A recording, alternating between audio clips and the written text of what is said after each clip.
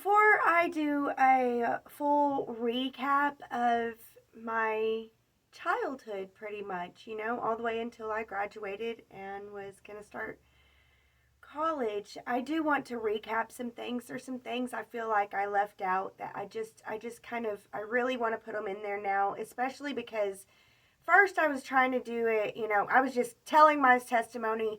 This is my testimony. This is how it is because I wanted to be an overcomer. And in my mind, there's two things that the overcomer needs, and that's the blood of the lamb and the word of their testimony. Yeah, I loved the idea of telling my testimony, my story. So I wanted to make it even bigger. And so I had this idea that I would just tell my story out there and I would just start from the beginning as I always knew it. And, I wasn't really there in the beginning, but I've asked my parents what it was like, and I've gotten little pieces of information from each of them. And the way that I started my story, that's the way that I believe it started.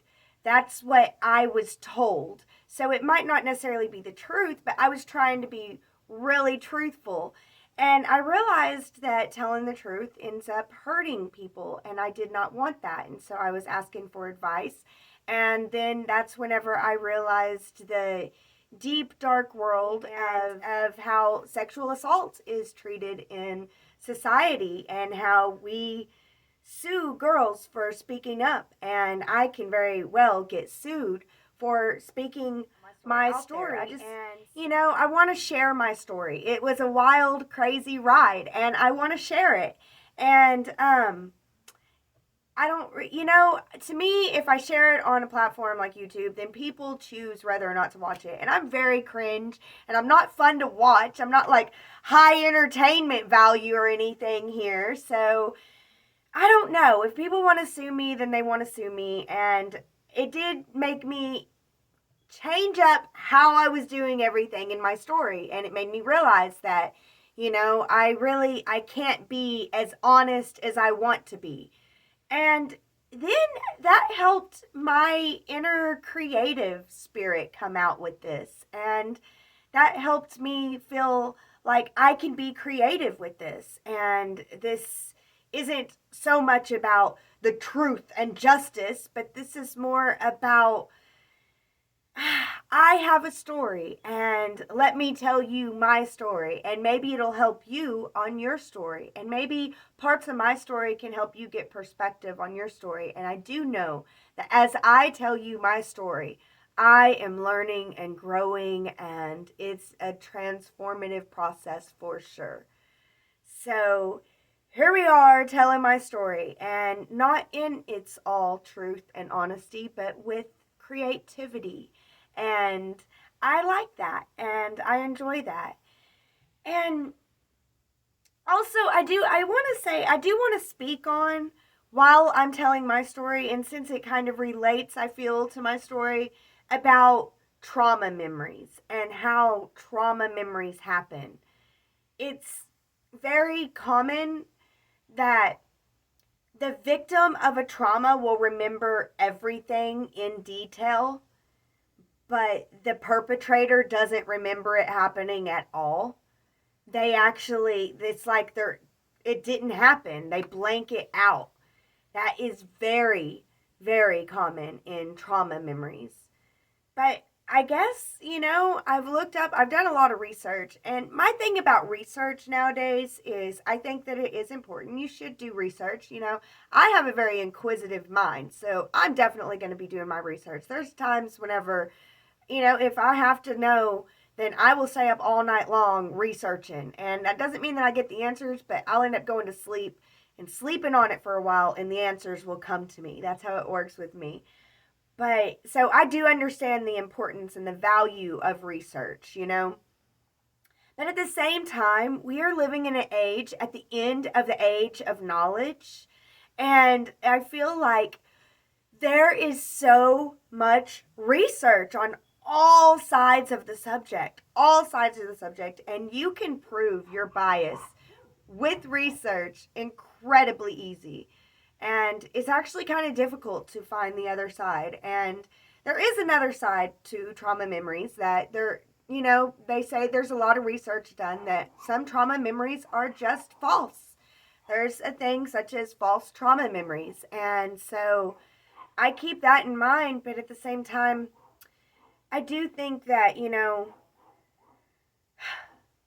if someone has a false trauma memory, they need to face that memory's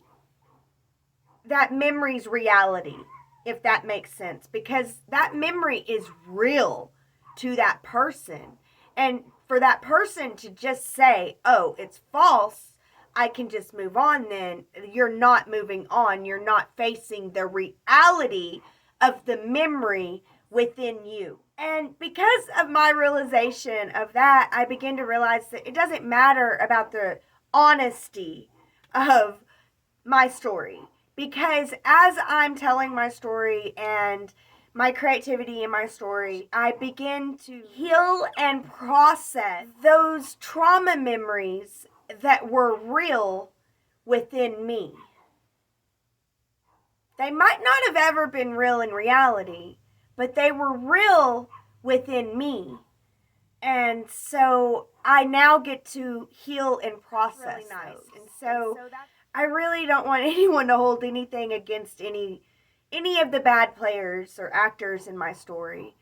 And I do like the fact that I switched it to fiction mid, story. I'm still a very young baby creator, and I'm learning, I'm learning as I go. So I'm happy that it's the way that it is. There's been some times whenever I've been like, well, I've got to go back and I've got to redo the whole beginning of the story because I was being honest at first. I was trying my hardest to be honest at first because, that's when I want to be honest. I don't want to be a liar. I do have a liar within me, and I'm learning to embrace that.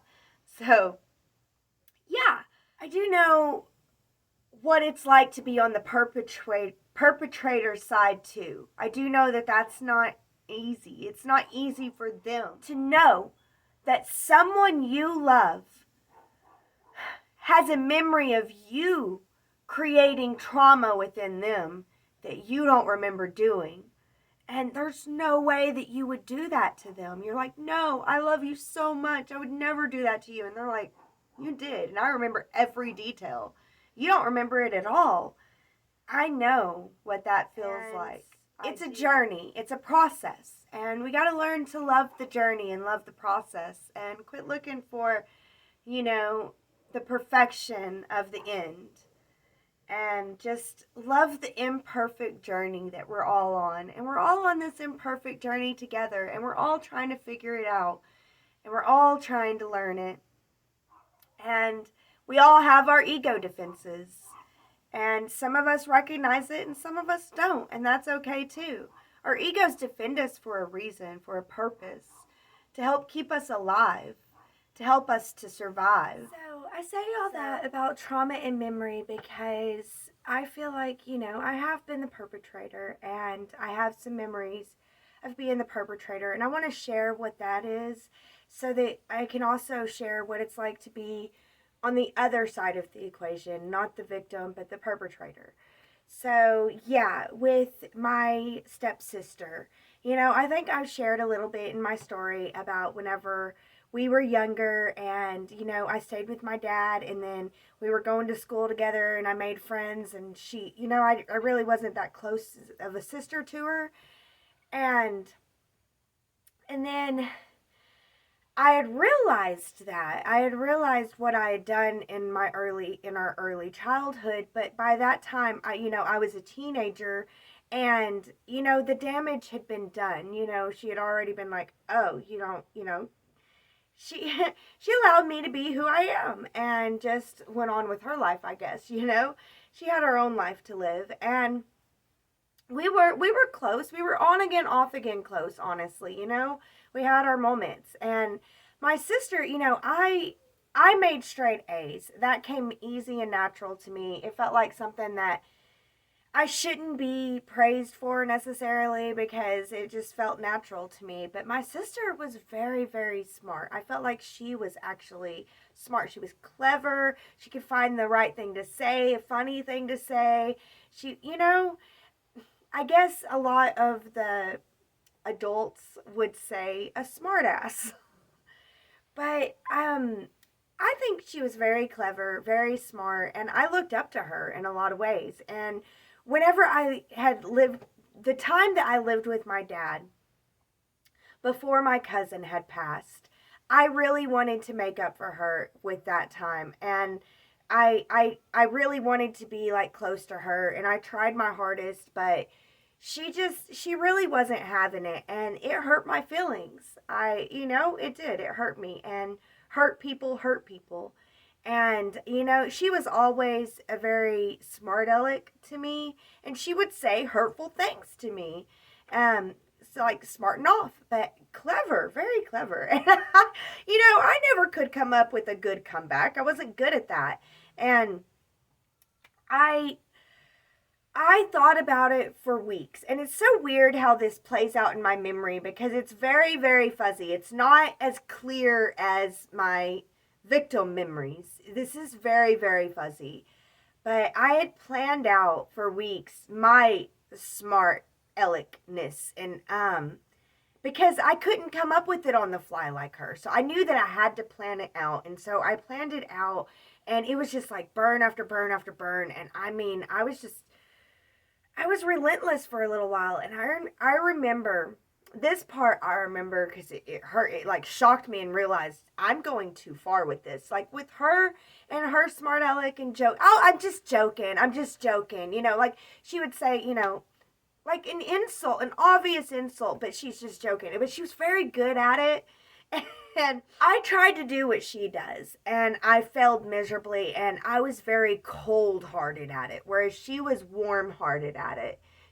There was love in there, and it was like the love was taken out, and this is serious, and I'm going to get you back, and you're going to see how it feels. Taking revenge into my own hands, and this is why one of the things I know, taking revenge into your own hands does not work. I don't know what I said. I don't know how long I had been going at it. Like I say, my memory's very fuzzy here. But I do know that there's this one time, and she was sitting on the bed, and she goes, "Get out, Misty, get out." And she's like, "You will never, ever be a part of my life. Ever.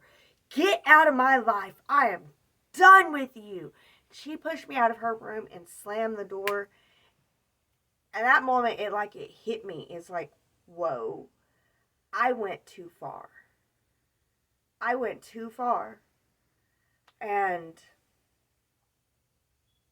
yeah, it hurt. And it was very shortly after that Lindsay died. So a lot of trauma builds upon, and I never really was able to sort that out. Years later, I was able, I went to my sister's house. She accepted me in. We've never been, uber close or anything. And there's been times that, her husband has hinted at, she's the one that did this. And I don't have any memory of doing what he said. I don't know. I can't remember what he said either. But yeah, yeah. So it's strange. She probably has a different memory of me, a different view of me than I even have of myself. And I love her, and I'm so grateful for her. I know that she's forgiven me in her own way. We never really had that talk. I can tell that she's forgiven me. I do want to have the talk with her, and I hope that I will this time. But yeah, I just wanted to share that with you guys. So, there you have it. Thank you for listening. And as always, be blessed with love. That's all she got.